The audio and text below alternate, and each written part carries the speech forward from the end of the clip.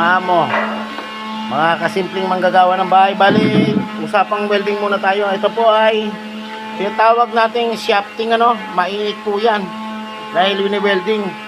Shafting po ang tawag dyan, shafting.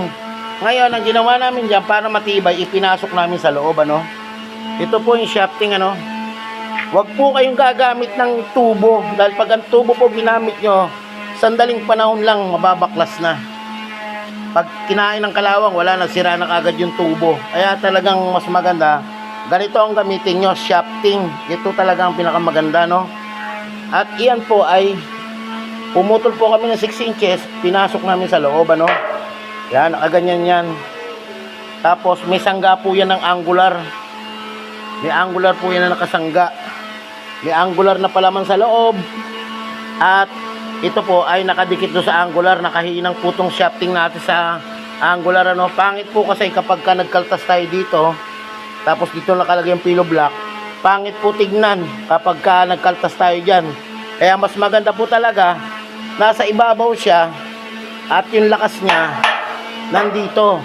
Kasi po kapag nagkaltas tayo, humihina na po yung tubular, Yan, ganyan po ang talagang tamang paggamit ng shafting nasa ibabaw. Hindi po dapat kinakaltas yung tubular dahil humihina po. Hanggang dito na lang po muna ang ating video. Maraming salamat po. Pero dito naman po ang ilalagay sa gitna. Kita nyo po, ayan ay, dito ka. Ikaw yung gumagawa Yan. Yan po yung ating welder na gumagawa, Bali, ang dinagay dito po, tubular na uno, Ang ating frame ay 2x3. Tapos ang kapal niya ay 1.5. Dito po ang ilalagay po sa gitna ay fluted, Kaya kung makikita nyo, hindi pa nakasabay, At saka na po namin kakabit yan kapag yung ilalagay na tubular dito ay napinturahan na, Susukatin po namin yan. Sa uli, i-update po namin kayo kung paano ikinakabit yung fluted na yan. Nawala ng tornilyo, hindi mo na kailangan ng tornilyo. Ganun lang po kasimple at papakita po namin sa uli. Makikita nyo po pagka kinakabit na po yung fluted. Yan po yung ating welder. Bali, ito po yung ating pillow block, Kung makikita nyo po, ito po yung ating pillow block. Ayan, ito po yung ating pillow block, Kung mapapansin nyo. Ayan, pakita ko sa inyo. Kapag iyan po ay ginanyan nyo, ay ginabit nyo po dyan, ayan po. Makikita nyo po, maliit na po, mula sa kanto, maliit na po ang pagtotornilyuhan. Pwede po siyang sumabog. Sasabog po yung bato at masisira po yung ating kahoy. Yan ay ang ating bato. Pwede naman po nating sirain o mag-welding. Paano kung nandito lang ang bakal? Siyempre hindi aabutin. Ay ang ginawa po natin sa taas, naglagay tayo ng ganyan. Yan, kita nyo po. Naglagay po tayo ng flat bar, ang angular paikot para masinturon niya po yung poste.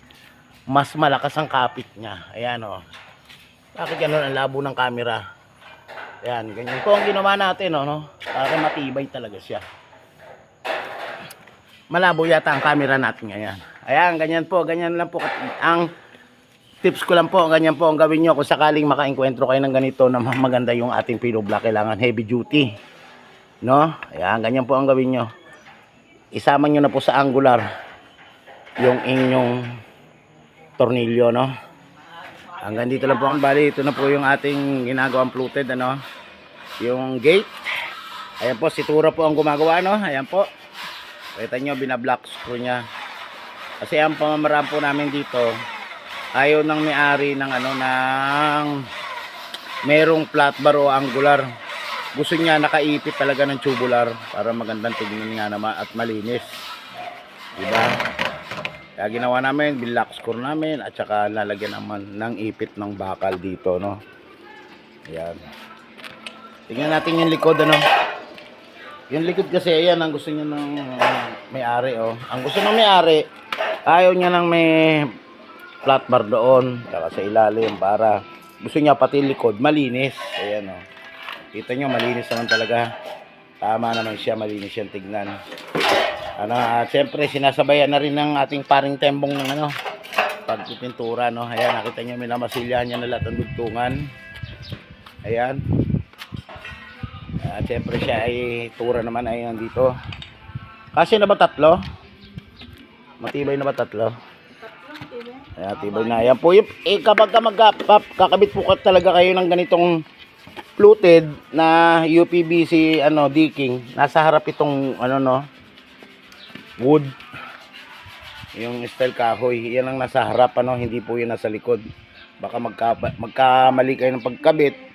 Sa susunod ay may kabit nyo ay ito yung masa punta sa likuran Iyan po yung nasa harapan. Iba po yung forma nung nasa likuran Bali ganito po yung forma ng nasa likuran. Ganyan, guhit-guhit lang siya, may groove lang.